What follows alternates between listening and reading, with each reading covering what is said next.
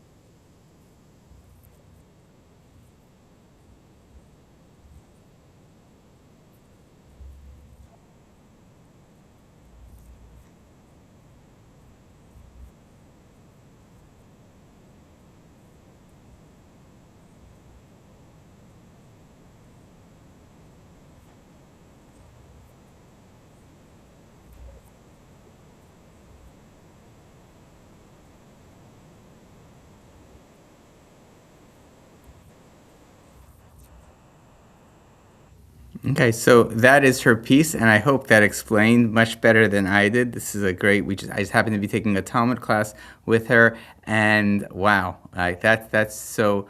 Let's go back to this slide here. So we have me'ut achar me'ut, a negative after a negative that is supposed to teach us something that we didn't know, but something inclusive. By the way, the most famous me'ut achar me'ut that we know from the Torah happens to be in this verse right here. Joseph's brother threw him into a pit, and the pit was empty. There was no water in it. So now that you know the concept of me'ut achar me'ut, what is eating Rashi? What is the kind of the kasha, the difficulty of this pasuk? Okay, I hope you saw that it was right, that it was a negative. The pit was empty. That's the -1. The pit, there was no water in it. And so if we take that back to what Rabbi Dina Weiss just said, it's the it was empty of water, but it actually included something else, and that's what Rashi said. Sure, it didn't have water, but it did include something else. It included scorpions and snakes. So poor Joseph, thrown into the pit. He's got to watch himself in there. Hopefully, he'll be drawn up soon. Okay, so if we apply that now to this right here, where we're saying Sarah was infertile, she didn't have a child, what would Rashi say is the problem? Yeah, why do you need to say a double negative? Well, the answer is the double negative must come to teach us something. What could that something be? Give it a shot of what you think that positive could be. Now, here's what our Meforshim say. Go ahead and read these through, different ideas of what this might mean, and let me know which one you like best and why. Great. Let's move on. So my next question is, why does Terach leave or Kasdim, right? What do we learn? And some people actually even started suggesting some of the answers. And what I love that you did in class, and I believe it might have been Daniel who said, we have to look at the text itself. Let's not look at any midrash to figure this out. Let's look at the text. What does the text give us that could possibly be a reason? I believe Daniel said, oh, it has to do with Haran died in the presence or in the lifetime of Terach. Something about that death leads Terach to leave. And then the other thing we learn about also is Sarah's infertile. She didn't have a child. So maybe there's something about that infertility that causes Terach to leave. That there's something that he thinks this place, there's some kind of something in the air that might have caused, that makes him leave. Okay. If my next question is, if Terach's destination is Canaan, why isn't he able to get there? Right? What's your answer to that question? Okay. We'll soon read, and we talked about this in class, we'll soon read about God saying go, but there's actually something about what we've read here that actually makes that going easier, not harder, right? And what is that? Right, so that is that once your dad dies, it's a little bit easier to leave, isn't it? I mean, which brings up that question we talked about in class. Why is it if actually we did the math in class, we realized Terach didn't die when Abraham left? Why is it the Torah is telling us that he died? And we kind of discussed that in class, so I'm not going to discuss it here, right? And then this question right here. In a minute, we're going to see that Abraham says, that God says to Abraham, Lech lecha, leave. But wait a second. What's so difficult about leaving? Abraham already left Or Kasdim with Terach, his father. Why is this such a hard test? Abraham was leaving. He left on this journey with Terach. If God says go, it's like, okay, this is actually my father wanted to go to this other place as well. My father wanted to go to Canaan. Okay, I'll go in that direction too. I'll just follow what he was supposed to do. I'm actually living in some ways. I'm actually being told by God to fulfill the dreams of my father in some sense.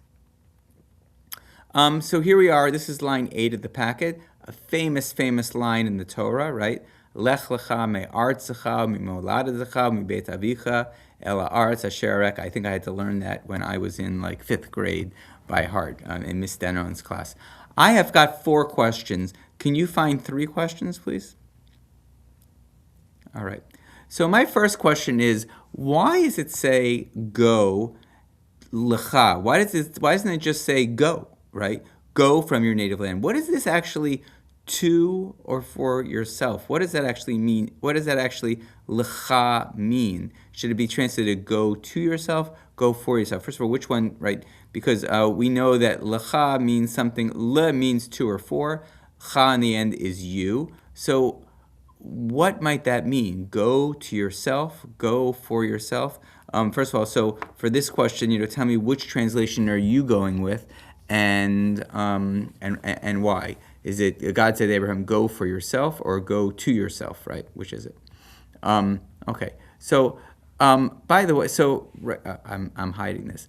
By the way, we know there are. We're going to notice when we go through these stories that our story number one we're calling of Abraham's episode is this story Lech Lecha, and story number last is this story called the Akedah, or the binding of Isaac. But actually, there's a couple stories after this in the life of Abraham.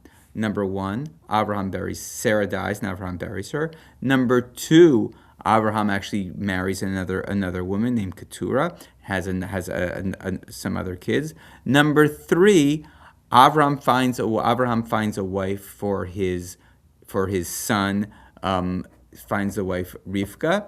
And number four, Abraham dies. So there are other issues, but in a sense, there's a beginning and an end. And how do I know this? Because if we look at actually this story and the other story, you're going to see something pretty interesting that kind of tells us this must be the end. So this is actually from our other story, God, the final story. God says to Abraham, "Take, please, your son, your only one, the one that you love, Yitzchak, and lech lecha to the land of Moriah, and you will offer him up there as an offering, an offering on one of the mountains that I will say to you." Okay, so here we have this Lech Lecha again. Lech Lecha and Lech Lecha. So almost this is creating an envelope of these stories from one Lech Lecha to another Lech Lecha. Now I wonder, since Le can be translated to or for, are you going to keep that when you translate the Lech Lecha in one place, are you translating it the exact same way as Lech Lecha in the other place, or are you going to translate it differently? And what I'm trying to say is there something that go to yourself is a different meaning than go for yourself, right? So go to yourself might mean something like go into yourself, or go to understand kind of who you are, versus the other go for yourself might mean something like go not because anyone else is telling you to go, but go because you yourself want to go. So how would you, knowing those two ideas, would you translate them? Would you translate it exactly the same, the Lech Lecha in one place as Lech Lecha in the other place, or would you translate them differently? Or so that's a question. By the way, I don't know the answer to that, but I'd love to hear your own. Okay, and by the way, we hear this idea of Lecha attached to a verb one more time, and we have a Rashi on that might actually give us some insight into what. So here's the story of Abraham, and much later in the story, much later in the Torah, we have another story about spies going down to spy the land of Israel. Send men to scout the land of Canaan. I'm giving to the Israelite people. Send one man from each tribe, each one a chieftain among them. And that word there is shlach lecha, right? And Rashi is going to ask the exact same question. What's the lecha doing, right? Why couldn't God just have said send? And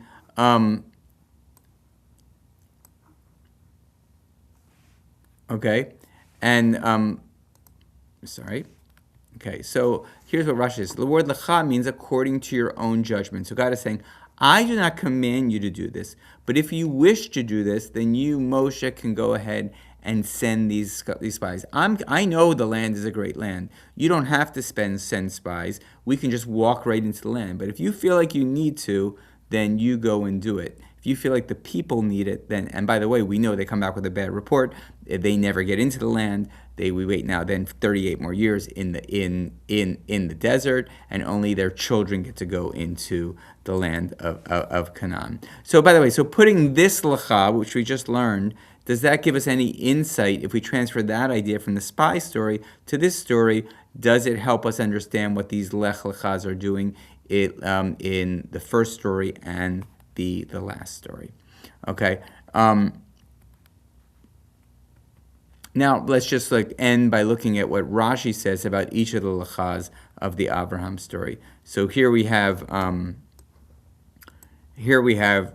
saying, "Go for your own benefit and for your own good. Here you will not have children. There you'll become a great nation." So this lecha, is it similar to the spy, or is it different than the spy? Okay, and I think we have. Let's see if it's up here. If we get the other one. oh, this is the language God uses to open the first test, and it's the same language God uses for test number 10 to close the test. What other signs, by the way, that these two stories are a first story and a last story in kind of an envelope? I actually see two of those stories, of those signs. Do you see them? Do you see any other signs? See if you can figure out the two other signs here. Okay? And here's what I see. So first of all, both of them are not being specific about where to go. The land that I will show you, the mountain that I will show you. And the question is, why is that? And I'll just ask you, is it harder to go on a journey knowing where your destination is, or is it harder not knowing your destination? Should I try to explain what the answer is to that question? So I asked that question right here, right? Why not specify that, and what does that do to the level of the test? Additionally, we see this kind of cascading of verbs and steps. Go from your native land, from your birthplace, from your father's house. And here's, please take your son, your only son, the one that you love. There's something kind of happening. Is it a narrowing? Is it a widening? Right? There's something happening here that kind of zeroing in that seems to suggest the same type of cadence of these two stories. So let's just go to that, actually, this kind of is narrowing in or zeroing in. Why list all those? Why not just say go? Right? Why not? Doesn't that just include everything? Why does it say your native land, your birthplace, from your father's house? And the order of the places being left is a bit weird. Do you see it? Do you see what's weird about it? So let's take a look at this then. So normally, once you leave your native land, right, aren't you automatically leaving your father's house? Why are we going from geographic bigger area to geographic smaller areas? Shouldn't be actually the other way around, right? Shouldn't you first leave your father's house, then you're kind of walking out, and then boom, now you're leaving your native land, your birthplace. Now you're leaving your native land. So it's like, I leave TVT, my father's house, then I leave Irvine, then I'm slowly leaving California, right? So it's like, but why does it have it the other way around? Why does it have him leaving the larger place, leaving the smaller place, leaving the smaller place? There's something, I think, psychological going on, or maybe emotional going on. See if you can figure that out for me. Okay. Good. So, right. So we asked this question already, right? What's so difficult about leaving? Abraham already left with Terach, his father, right? They went, our first verses said, he got up from Ur Kasdim, he went to Haran, he stopped the journey there. So Abraham is being called when Abraham is actually in Haran. And God's basically saying, go. And, I mean, is it really so hard to go? Now, let's see what would be your solution here, right? Or have we kind of ruined the idea of the test at all? Or is there still kind of a worthy test that Abraham has to go through if this is called test number 1? Here's what Ibn Ezra says. Although we're hearing about God's command to Abraham now, this command was really happened when Abraham was living way back in Ur. So he's saying, read the command here, but we're supposed to envision that actually it happened a long time ago, and we're just mentioning it now in the Torah. What do you think about that solution?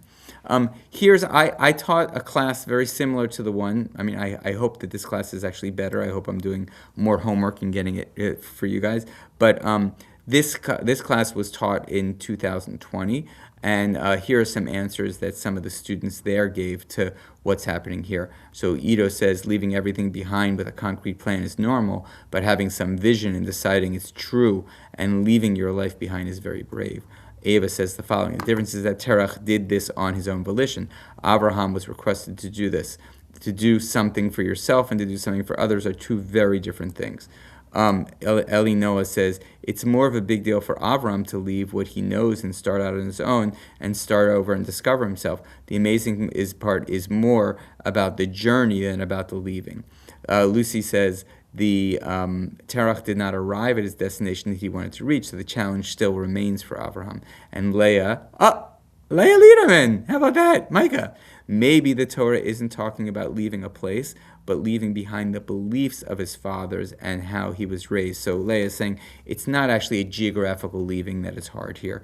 It is an emotional dissociation from everything that's known. So that could have actually happened anywhere. So there's always a challenge of leaving. Which one do you like best? And just kind of explain. Okay. So obviously, before we leave this chapter, we have to kind of come back to this idea of why was Avram chosen. Now, we had one idea from our last semester about finding someone who God is looking to make a name. We saw the people of Bavel wanted to make a name, but they said, actually, we make a name best by gathering together and not scattering.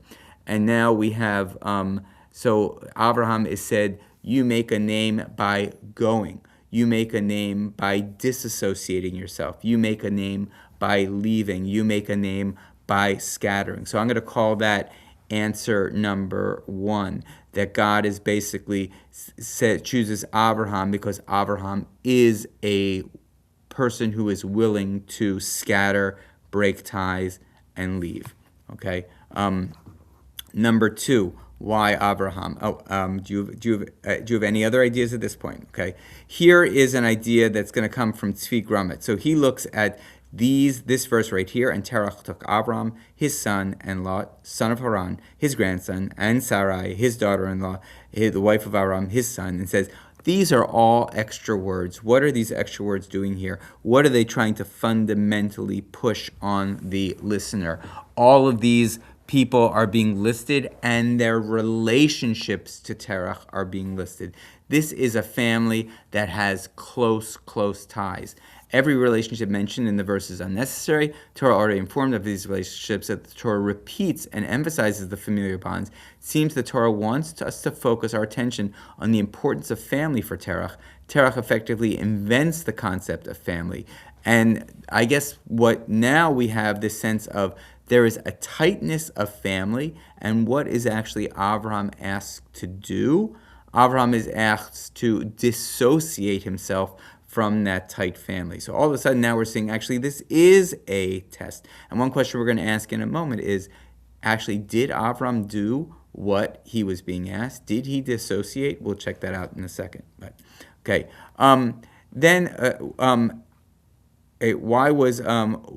Why is Abraham chosen? It's chosen as a dissociator from that family. That's idea number 2. Okay, and this is idea number 3.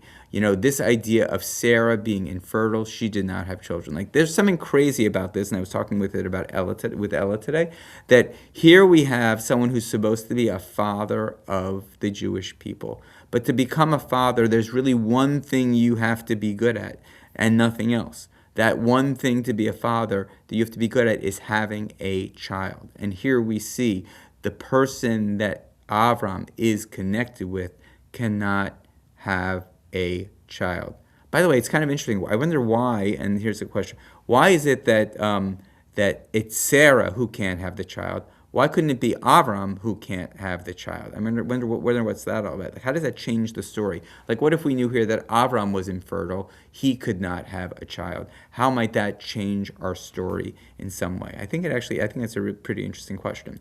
Okay, so this idea of kind of God coming to someone who can't have a child, and basically say, I'm going to make you a great nation. My question is, like, is this God desperate, right? Like, think about, like, wouldn't God want to choose the very person that's able to have lots of kids and say, that's who I want? Like, I want to get a head start on this. Why is God actually specifically choosing the person that can't have the child to be the person whose one sole thing that he must do is get to a point where he does have a child, right? There's something very, very interesting about this. Okay. Okay. So one thing I want to show you of an idea that I have, I'm not sure I've seen this raised somewhere else, but something that intrigues me very much is that at the end of the Torah, right before the Israelites get into the land, right, the Israelites, Moshe turns to them and says the following, right? So read this and tell me what it is that Moshe is so afraid of, right? What's Moshe so afraid of? There's going to be tremendous success in the land. And what are the people going to do? They're going to say to themselves, oh, that success it was because of us. They're going to forget about God. Success equals forgetting about God. And I just want to show you one other story where we see something like that come true. So here we have the Avram story. Then we have the entire Torah. And at the end of the Torah, there's actually the book of Joshua, then the book of Judges. And this is a book of like kind of almost like warlords, Jewish warlords living in Israel, and some of them are great fighters and have some moments of prosperity. Some of them sin, and God brings the enemy on them. But this is a guy named Gideon. And read this story for a second and tell me what's happening in this story, because I find it really, really interesting. Why does God do what God does? Okay? And I hope what you've seen is that God is in some way saying, hey, this group of Israelite fighters, they're just way too big. If they fight and win, everyone all the Israelites are going to say, it was us. We're great soldiers. We're great fighters. I need to reduce them to a place where they know that there's no way we can win this except with God's help. So how does that relate to Sarah's infertility and why God might have picked Abraham and Sarah?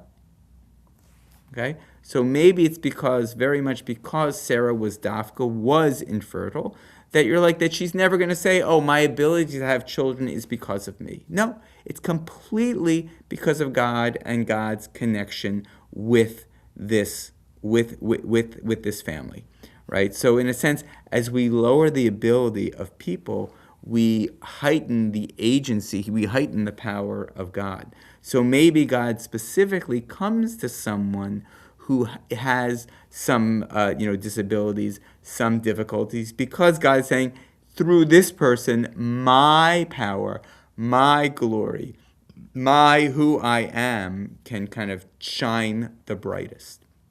Okay?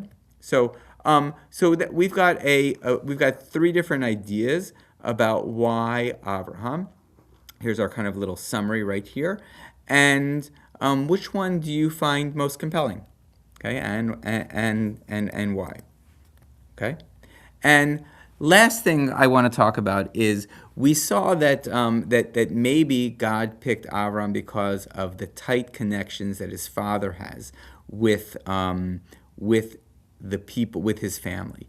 Check out what happens here. So if Lech Lecha, and if this whole idea is Avram, go, and disassociate yourself from your past, from what you have. Then read what happens next. Read the rest of this one more time and tell me, rate to yourself from 1 to 10, rate Abe as a follower, right? And I'll tell you right now that there's something that makes me question, and it's not really me, but it's the book I read about Abraham, from Jonathan Grossman, who actually questions whether Abe is the best follower at this moment. What are the examples of him maybe not being a follower? Because when you say the word disassociate, you might think of yourself that really what God is asking is, everything that you are right now, clean break, cut, you go off into the sunset, Avram. You alone, no baggage, no nothing, no mental baggage, no physical baggage, no people baggage. And yet, what does Avram do? Okay. Our next class will take us to the next moment in this story, which is very concerning, very interesting. Good luck with this formative, everyone.